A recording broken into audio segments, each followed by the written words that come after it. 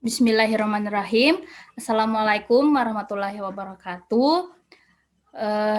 Perkenalkan, kami kelompok 6 akan mempresentasi rangkuman materi sebelum UTS dan Project e-commerce.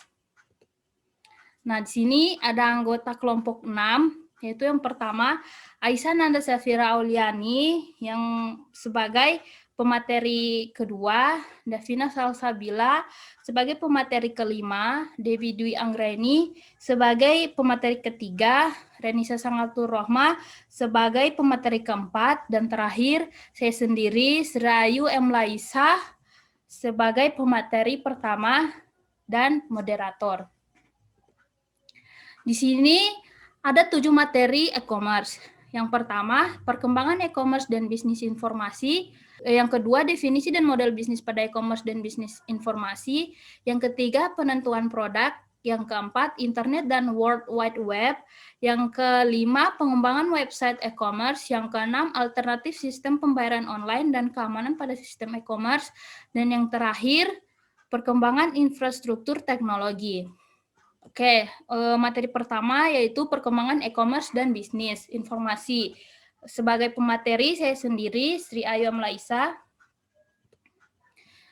E-commerce merupakan pembayaran, pembelian, penjualan, pemasaran barang atau jasa melalui internet, atau artian luasnya sebagai aktivitas penggunaan teknologi informasi dan komunikasi pengolahan digital dalam melakukan transaksi bisnis untuk menciptakan, mengubah, dan mendefinisikan kembali hubungan antara penjual dan pembeli. Di sini ada 6 jenis e-commerce. Yang pertama B2B, yang kedua B2C, yang ketiga C2C, keempat social e-commerce, yang kelima m-commerce atau mobile commerce, dan terakhir lokal e-commerce. Yang pertama B2B. B2B merupakan model business to business yang artinya transaksi baik secara elektronik maupun fisik antara bisnis yang satu dengan bisnis lainnya.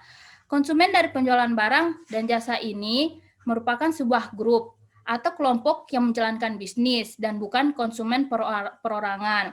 Contohnya itu seperti MBIS, Indotrading.com, dan Indonetwork. Namun di Indonesia sendiri model bisnis ini belum tergarap maksimal oleh para pelaku bisnis, kecuali MBIS yang merupakan anak usaha grup Lipo, salah satu startup tanah air yang mampu sukses membidik peluang pasar ini. Selanjutnya, B2C atau business to customer merupakan jenis bisnis e-commerce yang paling umum dan paling dikenal oleh masyarakat. Jika B2B memasarkan barang dan jasa kepada perusahaan lain, maka B2C adalah proses transaksi yang dilakukan antara produsen barang atau jasa langsung kepada konsumen akhir. Business to consumer layaknya toko retail tradisional, di mana bisnis menjual produk atau jasa kepada individu. Namun, bisnis dijalankan dengan platform, alih-alih dengan toko fisik. Contohnya itu kayak Blibli, JDID, dan Lazada. Selanjutnya itu C2C atau customer to customer. Merupakan transaksi barang atau jasa yang dilakukan dari konsumen kepada konsumen. C2C memiliki model marketplace, di mana model marketplace ini konsumen sebagai penyedia barang dan jasa membutuhkan sebuah platform sebagai wadah transaksi. Di dalam platform tersebut, konsumen yang bertindak sebagai penjual dapat memposting berbagai produk untuk dibeli oleh konsumen lainnya. Contohnya itu seperti Tokopedia, Bukalapak, Shopee, dan lain-lain. Dan itu sudah terkenal di Indonesia. Selanjutnya, social e-commerce, di mana artinya diaktifkan oleh jaringan sosial dan hubungan sosial, atau lebih luasnya penjualan dalam kategori ini terjadi berkat dorongan jejaring sosial yang sudah populer. Transaksi juga bisa terjadi dalam jejaring itu sendiri, seperti contohnya itu kayak Instagram, Facebook, dan Twitter. Selanjutnya, mobile commerce. merupakan penggunaan perangkat digital nirkabel untuk memungkinkan transaksi online. Contohnya itu ada macam-macam. Jadi kayak mobile commerce yang berbasis marketplace seperti Lazada, Bukalapak, dan Tokopedia. Ada juga mobile commerce yang bergerak dalam bidang fashion seperti Zalora dan Zilinggo. Selain itu, ada juga mobile commerce bergerak dalam mobile payment application seperti m-banking yang sudah diterapkan di beberapa bank besar di Indonesia. Selanjutnya itu ada lokal e-commerce. Lokal e-commerce ini merupakan bentuk e-niaga yang difokuskan untuk melibatkan konsumen berdasarkan lokasi geografisnya saat ini. Nah, selanjutnya di sini ada evolusi dan fitur unik e-commerce. Untuk evolusi e-commerce sendiri ada 3 tahap, yaitu yang pertama innovation, yang kedua consolidation, dan terakhir reinvention. Untuk innovation, evolusi itu merupakan tahap awal dari e-commerce, di mana infrastruktur digital dibangun. Dalam tahap ini terjadi peningkatan revenue dan pelanggan secara signifikan. Selanjutnya, consolidation evolution, di mana dimulai dari tahun 2001 sampai 2006. Pada tahap ini, modal bisnis mulai diperbaiki dan berusaha menggunakan teknologi untuk kepentingan bisnis. Dan tahap terakhir yaitu reinvention, tahap di mana evolusi terakhir yang dimulai pada tahun 2007. Tahap ini ditandai dengan munculnya platform digital dan jejaring sosial. Oke, selanjutnya fitur unik teknologi. Jadi di sini fitur unik teknologi ada 7. Yang pertama yaitu ubiquity, yang artinya e-commerce ada di mana-mana. Karena e-commerce menggunakan teknologi internet dan web yang tersedia, maka e-commerce sangat mudah diakses dimanapun. Selanjutnya global reach, yaitu teknologi ini sangat luas dan memungkinkan e-commerce cepat berkembang dan mendunia. Yang ketiga, universal standar, di mana satu set standar teknologi atau standar internet, yang artinya sistem komputer yang berbeda dengan mudah berkomunikasi satu sama lain. Terus selanjutnya, richness atau fitur yang mendukung pesan video, audio, dan teks yang memungkinkan untuk menyampaikan pesan kaya dengan teks, audio, dan video secara bersamaan. Yang selanjutnya, interactivity. Teknologi ini bekerja melalui interaksi dengan penggunaan. Efeknya, konsumen terlibat dalam dialog yang dinamis, menyesuaikan pengalaman untuk individu. Oke, selanjutnya itu ada information density, yang artinya peningkatan besar pada kepadatan informasi. Total jumlah dan kualitas informasi yang tersedia untuk semua pelaku pasar. Selanjutnya itu ada personalization atau customization, di mana teknologi memungkinkan modifikasi pesan, barang, dan efeknya memungkinkan pesan personalized. Personalized.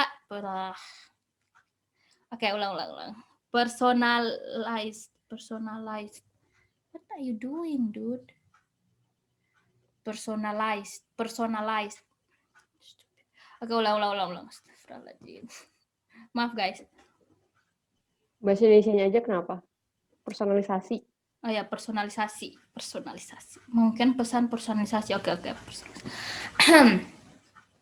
Oke, yang ketujuh, personalisasi atau customisasi, di mana teknologi memungkinkan modifikasi pesan, barang, dan efeknya memungkinkan pesan personalisasi dapat dikirim kepada individu maupun kelompok. Dan yang terakhir yaitu sosial teknologi, merupakan perkembangan sosial seperti sosial media sehingga para pelanggan dapat membagikan pendapatnya mengenai suatu produk atau jasa pada masyarakat global dan menghasilkan marketing gratis terhadap produk tersebut. Nah, selanjutnya di sini ada materi tentang definisi dan model bisnis pada e-commerce dan bisnis informasi. yang akan dijelaskan oleh pemateri kedua. Pemateri kedua dipersilahkan. Perkenalkan, nama saya Aisyah Safira Auliani. Sebagai pemateri kedua akan membicarakan mengenai definisi dan model bisnis pada e-commerce dan bisnis informasi. Definisi dan model bisnis pada e-commerce dan bisnis informasi. Model bisnis merupakan suatu pemikiran mengenai bagaimana sebuah organisasi menciptakan, memberikan, dan menangkap nilai-nilai, baik itu ekonomi, sosial, ataupun bentuk-bentuk nilai lainnya. Terdapat beberapa elemen kunci dalam model bisnis. Yang pertama, proporsi nilai atau value proposition, yang merupakan elemen yang membahas mengenai bagaimana suatu perusahaan memenuhi kebutuhan pelanggan, yaitu dapat dibilang sebagai alasan si pelanggan harus membeli produk atau menggunakan jasa perusahaan tersebut. Kedua, model pendapatan atau revenue model, yaitu asal uang masuk. Terdapat 5 jalur masuknya uang. Yang pertama melalui iklan pada website, Tokopedia, iklan di video pada YouTube. 2, melalui biaya seperti pada Netflix, YouTube Premium, dan lain-lain. Yang ketiga, melalui sales model. Keempat, melalui transaction fee model. Dan yang kelima, melalui affiliate model, yaitu seperti PPL, selebgram, dan endorsement. Berikutnya, peluang pasar atau market opportunity, yaitu target pasar penjualan. Yang keempat, lingkungan yang kompetitif atau competitive environment, yaitu identifikasi pesaing mengenai kelebihan dan kekurangan si pesaing perusahaan kita. Berikutnya ada keunggulan kompetitif atau competitive advantage, yang mana membedakan bisnis perusahaan kita terhadap pesaing yang ada. Berikutnya strategi pasar atau market strategy, mengenai rencana memasuki pasar dan bagaimana menarik pelanggan. Bisa dibilang ini merupakan promosi. Kemudian ada pengembangan organisasi atau organizational development, berisikan job-job yang dibutuhkan, kriteria rekrutasi suatu perusahaan. Berikutnya yang terakhir adalah tim manajemen atau manajemen tim, merupakan kelompok individu yang dapat memajukan perusahaan, di mana dibutuhkan pengalaman dan latar belakang pemimpin yang bagus untuk perusahaan tersebut.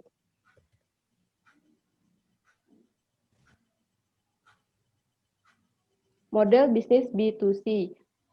Di sini terdapat 7 model bisnis B2C. Yang pertama adalah portal. Portal menawarkan search engine, paket konten, dan layanan terintegrasi menggunakan revenue model, subscription, dan transactional model. Contoh di sini adalah Google. Yang kedua adalah e-tailer. E-tailer sendiri merupakan versi online dari pengecer tradisional, seperti toko online, yang mana dia tetap memiliki toko offline. Contohnya adalah Jogja Online.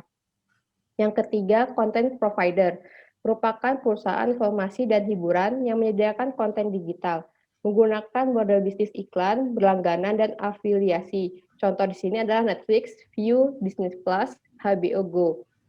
Berikutnya, transaction broker atau pialang transaksi, merupakan model bisnis yang memproses pembayaran online yang mana pendapatannya berasal dari biaya transaksi. Selanjutnya ada pencipta pasar atau market creator, merupakan sebuah model bisnis yang membuat pasar yang menyatukan pembeli dan penjual, mirip dengan e-tailer. Contoh di sini adalah eBay dan Amazon. Kemudian ada penyedia layanan atau service provider, yang mana menawarkan layanan online seperti IndiHome, MNC Play, dan First Media. Kemudian yang terakhir adalah penyedia komunitas atau community provider, di mana menyediakan komunitas online yang dapat berisikan yang mana pendapatan berasal dari berlangganan iklan seperti forum, Kaskus, dan yang lainnya. Kemudian ada model bisnis B2B. Terdapat 5 model bisnis pada B2B. Yang pertama adalah e-distributor, merupakan memasok langsung ke individu, seperti Sosro, Aqua, Fit ke toko kelontongan. Kemudian ada e-procurement, di mana perusahaan digital yang menciptakan pasar atau ribuan penjual pembeli seperti Lazada, Tokopedia, dan Shopee. Kemudian ada exchange, atau pasar digital milik perorangan untuk industri vertikal. Kemudian adalah industri konsorsium, pasar digital vertikal milik industri tertentu. Yang terakhir adalah private industrial network, di mana jaringan ini merupakan jaringan industri swasta milik industri yang mengkondisikan rantai pasokannya dengan mitra terbatas. Materi berikutnya adalah penentuan produk. Penentuan produk digunakan untuk mengetahui kata kunci apa yang cocok untuk produk yang kita jual atau yang sedang trending saat ini, sehingga dapat membantu penjualan dan marketing produk atau jasa yang kita nantinya akan gunakan. Keyword merupakan kata kunci atau frasa atau kata, di mana dapat berguna untuk menganalisis kompetitor yang ada. Terdapat dua tipe analisis kompetitor, yaitu paid listing, di mana berbayar, iklan, dan teknik SEO, dan natural listing. Beberapa tools yang dapat digunakan yaitu Google Keyword Planner yang merupakan salah satu produk dari Google, dan Keyword Tracker. Keyword Search Tool berguna untuk melihat perkiraan jumlah pencarian terhadap keyword tertentu. Sedangkan untuk menganalisis kompetitor dapat menggunakan SpyFu dan mesin pencari Google.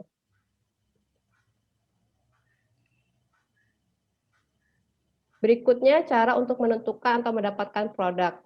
Pertama, kita bisa membuat produk. Jika kita mempunyai kemampuan untuk produksi sendiri, seperti membuat masakan sendiri, membuat baju, dan lain-lain. Atau kita mencari supplier yang menjual produk yang ingin kita jual. Ini kita dapat lakukan seperti kita menjual sendiri, reseller, atau menjadi dropshipper. Oke, materi selanjutnya yaitu internet dan World Wide Web yang akan dijelaskan oleh pemateri ketiga yaitu Debbie Dwi Anggraini. Untuk Debbie dipersilahkan. Perkenalkan, nama saya Debbie Dwi Anggraini, nomor induk mahasiswa 1401174425. Di sini saya akan memaparkan materi mengenai internet dan World Wide Web. Internet dan World Wide Web. Yang pertama, pengenalan internet. Internet sudah tidak asing lagi di kalangan masyarakat, dan internet ini memiliki peranan yang sangat penting. Menurut Laudon sendiri, internet merupakan jaringan yang saling terhubung dari ribuan jaringan dan jutaan komputer yang menghubungkan bisnis, instansi pendidikan, instansi pemerintahan, dan individu. Nah, internet ini mengalami 3 tahap perkembangan. Yang pertama, tahapan inovasi berlangsung sejak tahun 1961 hingga 1974. Pada tahapan ini, teknologi-teknologi utama di internet terus berkembang, mulai dari konsep hingga menjadi hardware dan software. Yang kedua, yaitu tahap institusionalisasi yang berlangsung sejak tahun 1975 hingga 1995. Pada tahapan ini, institusi besar seperti Department of Defense dan National Science Foundation melakukan pendanaan bagi internet. Yang ketiga yaitu tahapan komersialisasi yang berlangsung sejak tahun 1995 dan terus berlangsung hingga saat ini. Pada tahapan ini, terus terjadi pengembangan internet baik backbone maupun layanan lokal ke seluruh dunia. Yang kedua, pengenalan web. Web merupakan salah satu layanan internet yang paling populer. Tanpa adanya web, maka tidak akan ada e-commerce. Penemuan web sendiri membawa perluasan layanan digital di jutaan pengguna komputer. Web memiliki peranan yang sangat penting bagi e-commerce, karena web ini memuat hampir semua elemen ekspresi manusia yang dibutuhkan untuk membangun pasar komersial di seluruh dunia. Yang ketiga, paket switching. Paket switching ini merupakan metode menggaris besar digital menjadi paket, mengirim paket melalui jalur komunikasi yang berbeda-beda, lalu menggabungkan kembali paket-paket ketika tiba di tujuan. Nah, teknologi paket switching ini menggunakan alat yang dinamakan router. Router sendiri merupakan sejenis komputer yang berfungsi untuk menghubungkan jaringan-jaringan komputer yang membentuk internet dan mengarahkan paket ke tujuan akhir. Yang keempat, TCP/IP. TCP/IP ini merupakan protokol utama yang membentuk internet. Seperti namanya, TCP/IP terdiri dari dua protokol. Yang pertama, protokol TCP. Nah, protokol ini bertugas untuk membentuk koneksi antara komputer pengirim dan penerima, menangani pemotongan paket di awal transmisi, dan menggabungkan kembali di penerimaan akhir. Yang kedua, protokol IP. Protokol IP ini bertugas untuk menyediakan skema pengalamatan internet. Yang kelima yaitu client server computing. Pada client server computing ini, klien meminta sumber daya dan server bertugas untuk menyediakan sumber daya tersebut. Sebuah server dapat melayani banyak klien pada saat yang bersamaan, sedangkan klien hanya berhubungan dengan satu server. Klien dan server biasanya berkomunikasi melalui jaringan komputer, tetapi terkadang mereka mungkin berada di sistem yang sama. Yang keenam, Other Internet Protocol. Selain protokol HTTP, terdapat 5 protokol lainnya. Yang pertama, SMPT, yaitu Simple Mail Transfer Protocol, atau protokol internet yang digunakan saat mengirim email ke server. Yang kedua, FTP, atau File Transfer Protocol. Protokol ini merupakan bagian dari internet protokol yang memungkinkan klien untuk melakukan transfer file dari dan ke server. Yang ketiga, yaitu Telnet. Telnet merupakan protokol yang memungkinkan akses remote login ke server dari komputer lain. Yang keempat, yaitu POP3 atau Post Office Protocol, dan yang kelima, IMAP atau Internet Access Protocol. POP3 dan IMAP ini merupakan protokol yang digunakan klien untuk mengambil email di server. Yang ketujuh, Utility Programs. Utility Programs ini merupakan program yang dibuat untuk menyediakan layanan bagi pengguna layanan internet. Terdapat 3 utility program. Yang pertama yaitu Telnet, yang merupakan program yang menyediakan interface bagi protokol Telnet dan memungkinkan akses ke komputer lain. Yang kedua yaitu Ping atau Package Internet Program, merupakan sebuah program yang memungkinkan kita untuk memeriksa koneksi antara klien dan server.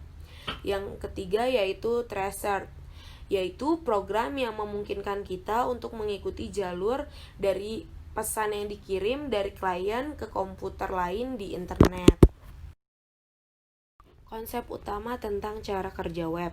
Yang pertama, hypertext. Hypertext ini merupakan teks yang berhubungan dengan dokumen lain atau bersifat nge-link ke informasi lain. Nah, ketika kita klik, maka kita akan menuju ke konten yang berbeda. Yang kedua, HTTP.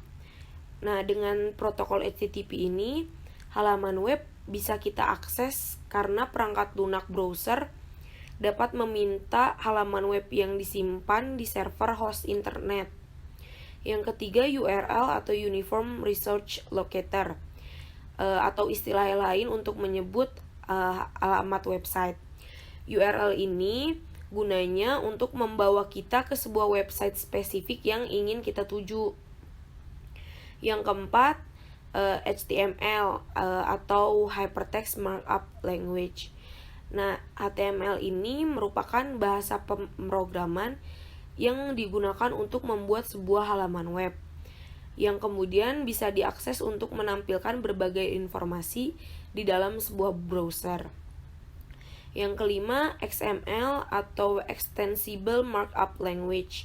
Nah, XML ini merupakan sebuah bahasa markup seperti HTML juga, yang didesain untuk menyimpan dan mengantarkan data.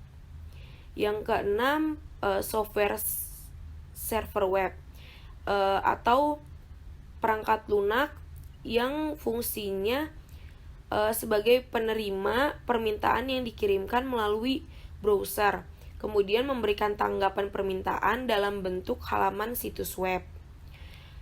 Selanjutnya ada client web. Client web ini merupakan komputer yang bergabung dalam jaringan atau internet yang meminta informasi. Selanjutnya ada browser web.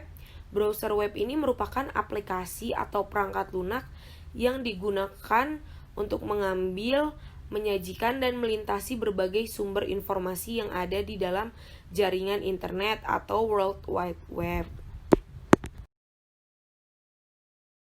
Masih dengan saya Debbie Dwi Anggraini, nomor induk mahasiswa 14011744425. Di sini saya akan menjelaskan mengenai pengembangan website e-commerce. Dalam membangun sebuah situs e-commerce, ada beberapa hal yang perlu dipertimbangkan. Yang pertama, perangkat keras atau hardware. Yang kedua, perangkat lunak atau software. Nah, perangkat keras dan perangkat lunak ini perlu kita pertimbangkan dalam membangun sebuah situs e-commerce. Karena kita perlu mempertimbangkan apakah software dan hardware yang ada cukup mumpuni untuk membangun situs e-commerce. Yang ketiga, kapasitas telekomunikasi. Dalam membangun sebuah situs e-commerce, kita tentunya memerlukan jaringan internet. Nah, kita perlu mempertimbangkan apakah kapasitas telekomunikasinya itu mumpuni dan mendukung kita dalam membangun situs e-commerce itu. Yang keempat, desain situs web dan platform seluler. Dalam membangun situs e-commerce, desain harus mempertimbangkan batasan yang ada pada platform seluler. Yang kelima, sumber daya manusia, dan yang keenam, kemampuan organisasi. Dalam membangun situs web, kita perlu mempertimbangkan apakah sumber daya manusia dan organisasi yang ada mampu untuk membangun dan terus mengembangkan situs e-commerce yang sudah ada. Dalam membangun situs sendiri, terdapat keuntungan dan kerugian yang akan kita dapatkan. Dalam membangun situs, keuntungan yang bisa kita dapatkan yaitu dengan mudah dan cepatnya mengubah atau menyesuaikan situs sesuai dengan permintaan pasar dan sesuai dengan kebutuhan perusahaan. Namun, kerugian yang didapatkan juga cukup banyak. Di antaranya, cost yang cukup tinggi, resiko kegagalan yang cukup besar, lalu proses yang memakan waktu lebih lama, dan kurva pembelajaran staf yang lebih lama, sehingga proses pembelajaran tersebut akan menunda waktu untuk memasarkan produk. Materi selanjutnya yaitu alternatif sistem pembayaran online dan keamanan pada sistem e-commerce yang akan dibacakan oleh pemateri keempat, yaitu Renisa Sangatul Rohma. Untuk Renisa, dipersilahkan. Perkenalkan, nama saya Renisa Sangatul Rohma. Di sini saya akan menyampaikan materi terkait dengan alternatif sistem pembayaran online dan keamanan pada sistem e-commerce. Nah, di sini terdapat 7 poin dalam pokok bahasan. Di antaranya yaitu security concept. Mengapa kita membahas isu keamanan ini? Dikarenakan ketika kalian terhubung dalam sebuah jaringan, maka informasi yang kalian simpan di komputer menjadi makin terbuka dan memungkinkan diakses oleh orang lain. Sehingga diperlukan adanya keamanan sistem. Keamanan sistem juga berdampak dengan makin sulitnya penggunaan sistem oleh user dan mengurangi bertindak tanpa adanya identitas pada sistem. Yang kedua yaitu security dimension. Dimensi tersebut antara lain yaitu integrity, non-repudiation, authenticity, confidentiality, serta privacy. Adapun vulnerability points yaitu di mana kita mengetahui ancaman itu bisa terjadi, maka kita bisa melakukan tindakan pencegahan untuk melindungi, seperti melindungi contohnya rumah kita dari pencuri, maka kita bisa tahu pencuri dapat mencuri melalui akses mana saja. Dalam sistem jaringan komputer seperti internet, ada banyak lubang yang memungkinkan pencuri bisa masuk.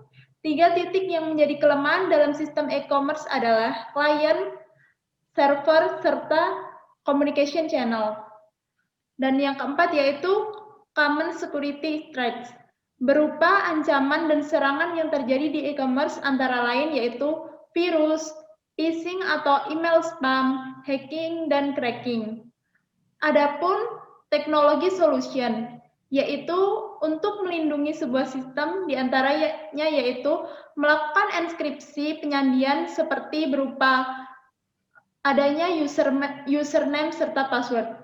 Kemudian ada juga manajemen policies business procedure and public laws. Contohnya yaitu ketika kita sudah mencadangkan user dan password untuk diautentikasi dalam suatu sistem, hal ini adalah salah satu solusi teknologi yang bisa dilakukan. Namun, hal tersebut belum tentu mencegah kejahatan masuk ke dalam sistem. Misalnya, di antara pengguna masih sering melakukan tukar-menukar password atau salah satu user menuliskan passwordnya sembarangan, maka hal tersebut akan tetap menjadi ancaman. Kemudian ada juga payment alternatif seperti COD, kemudian transfer bank, rekening bersama, PayPal, kartu kredit, Western Union, dan alternatif lainnya. Nah, dalam payment alternatif terdapat beberapa payment alternatif yaitu COD atau yang biasa disebut dengan cash on delivery. Berarti pembayaran akan dilakukan pada saat barang diterima. Cara ini adalah cara paling aman untuk dilakukan kedua belah pihak. Namun, hanya dapat dilakukan pengiriman pesanan jarak dekat. Sehingga, untuk pesanan jarak jauh biasanya dilakukan dengan cara transfer bank. Transfer bank sendiri merupakan metode pembayaran yang paling umum digunakan di Indonesia. Untuk pembayaran, kalian cukup mencantumkan nomor rekening di website Anda agar pembeli memiliki referensi saat akan melakukan pengiriman. Namun, kurangnya jaminan keamanan bagi pembeli karena biasanya mereka harus melakukan transfer terlebih dahulu kepada si penjual. Nah, jadi solusinya yaitu bisa menggunakan rekening bersama. Rekening bersama merupakan seseorang atau sebuah organisasi penyedia jasa sebagai perantara solusi pembayaran. Pada umumnya, solusi ini melibatkan 3 pihak, yaitu pembeli, penjual, dan pemilik rekening bersama. Contoh dari penyedia layanan ini adalah rekeningbersama.com. Tapi untuk di luar negeri sendiri biasanya menggunakan PayPal, merupakan metode yang sangat populer di luar negeri. Fungsinya seperti rekening bersama yang melibatkan 3 pihak. Namun persyaratannya kalian harus membuka rekening PayPal untuk bisa menerima pembayaran dan penerima PayPal yang lain. Contoh, kita bisa membuat sebuah website yang secara otomatis melakukan aktivasi akun member. Adapun juga kartu kredit, kemudian ada juga Western Union, merupakan solusi pembayaran langsung tanpa harus memiliki rekening. Kemudian alternatif yang lain itu seperti dengan menggunakan e-wallet. Nah, e-wallet itu bisa berupa OVO, GoPay, Dana, dan link aja. Next. Nah, kemudian keamanan dibandingkan dengan kemudahan penggunaan. Jadi, semakin banyak langkah keamanan yang ditambahkan, semakin sulit sebuah situs untuk digunakan dan semakin lambat jadinya. Dan security dibandingkan dengan keamanan publik dan penggunaan internet secara kriminal. Penggunaan teknologi oleh penjahat untuk merencanakan kejahatan atau mengancam sebuah negara. Nah, di sini ada juga uang tunai digital dan mata uang virtual. Uang tunai digital contohnya Bitcoin. Sementara untuk Bitcoin sendiri di beberapa negara termasuk Indonesia masih melarang penggunaan Bitcoin sebagai alat pembayaran. Hal ini dikarenakan nilainya yang sangat fluktuatif, di mana kadang nilai Bitcoin itu kadang di masa sekarang itu tinggi dan di masa yang akan datang itu nilainya bisa rendah. Sehingga belum ada peraturan yang mengesahkan Bitcoin itu di negara Indonesia. Dan untuk mata uang virtual, contohnya yaitu dolar Linden di Second Life kredit Facebook. Kredit Facebook adalah mata uang virtual yang memungkinkan pengguna untuk membeli item dalam game dan aplikasi non-game di platform media sosial. Sistem pembayaran Facebook membuatnya lebih mudah bagi untuk orang membeli kredit Facebook. Nah, apa yang dibeli dari kredit Facebook? Yaitu antara lain bermain game di Facebook dan kartu ucapan elektronik.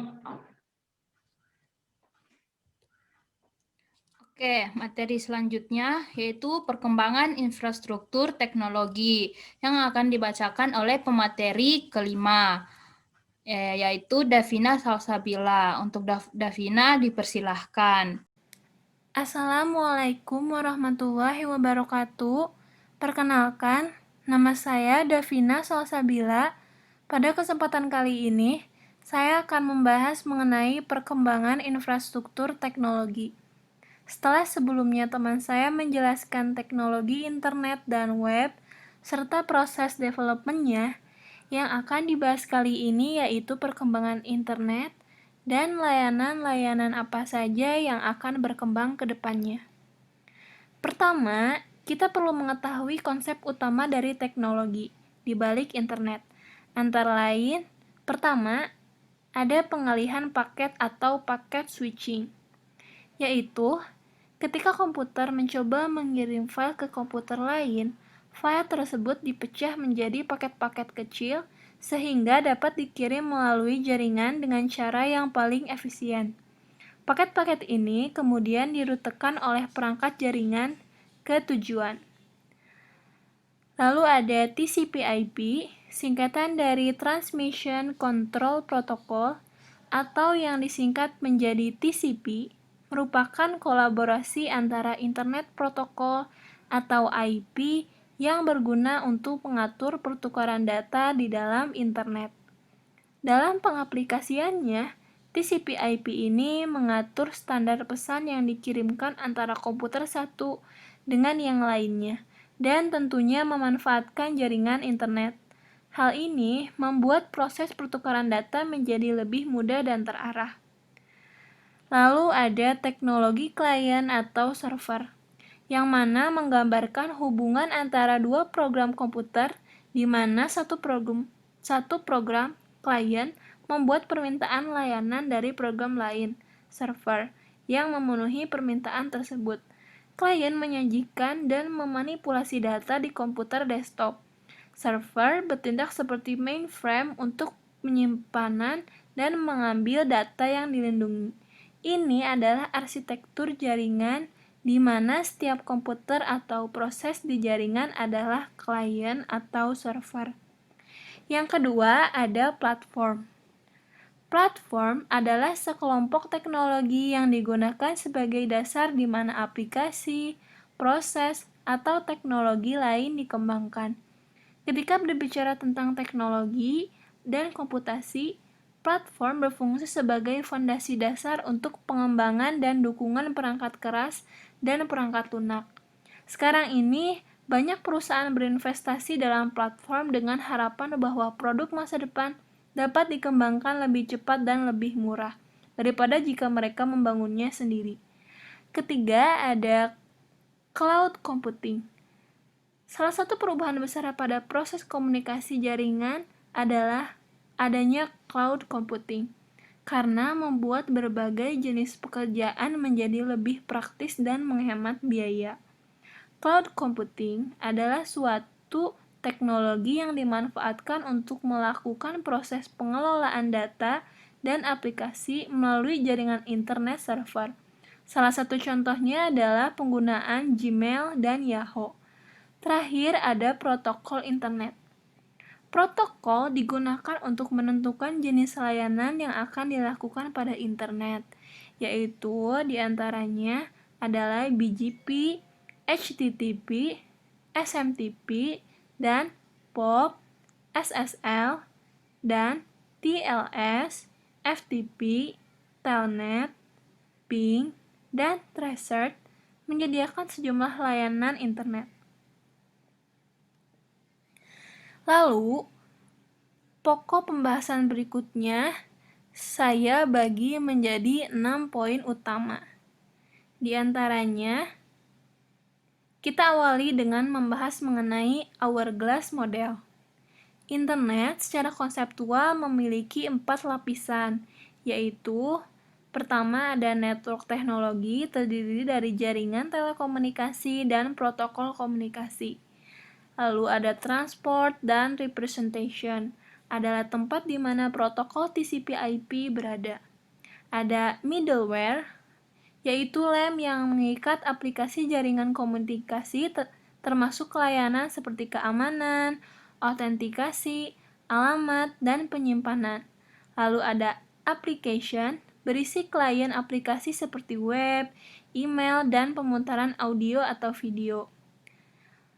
Lalu selanjutnya ada internet arsitektur. Internet terdiri dari berbagai macam elemen yang membentuk arsitektur jaringan internet. Arsitektur jaringan internet antara lain ada backbone, internal exchange point, LAN atau CAN, singkatan dari local area network, dan ISP, singkatan dari internet service provider. Lalu selanjutnya ada limitation of the internet today, yang artinya yaitu keterbatasan internet saat ini. Terdapat beberapa keterbatasan internet saat ini, yaitu terkait dengan keterbatasan bandwidth, terutama pada akses ke pelanggan, lalu QoS, atau singkatan dari Quality of Service Limitation, terjadi karena sebagaimana kita ketahui, internet saat ini tidak memiliki jaminan untuk layanan berbasis QoS. Lalu ada Network Architecture Limitation, Language Development Limitation, dan Wire Internet Limitation. Lalu ada Internet 2.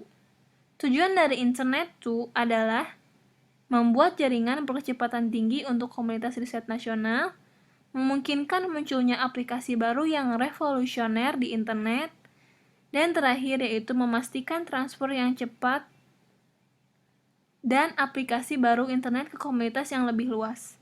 Lalu, layanan apa saja sih yang mungkin muncul dari Internet 2?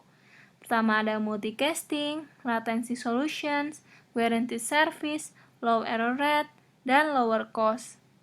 Yang kelima, yaitu future of internet. Manfaat dari future internet yaitu menghasilkan solusi latency, guaranteed service, low error rate, lower cost, dan IoT atau Internet of Things. Terakhir yaitu fitur of the internet dan web. Internet dan web telah melahirkan sejumlah aplikasi perangkat lunak yang menjadi fondasi e-commerce. Beberapa fitur tersebut adalah tools komunikasi, search engines, blogs, wikis, media download dan streaming, virtual reality dan augmented reality, layanan dan aplikasi web 2.0 online social networks, dan internet personal assistant. Nah, ini ada progres project e-commerce tentang produk kelompok kami, yaitu Moai Unicorn, yang akan dijelaskan oleh pemateri kelima, yaitu Davina Salsabila. Untuk Davina, dipersilahkan. Selanjutnya, saya akan membahas mengenai progres proyek e-commerce kami. Bisnis kami bernamakan Moai Unicorn. Toko ini menjual pernak-pernik dan aksesoris yang bertemakan unicorn. Lokasinya sendiri itu terdapat di daerah Kota Sragen, Jawa Tengah. Produk yang kami jual itu bertemakan unicorn, cocok untuk segala umur, cocok untuk hadiah ulang tahun dan koleksi. Price atau range harga yang kami tawarkan kepada pelanggan yaitu kisaran antara Rp25.000 sampai dengan Rp350.000. Target konsumen yaitu wanita yang berumur 5-30 tahun.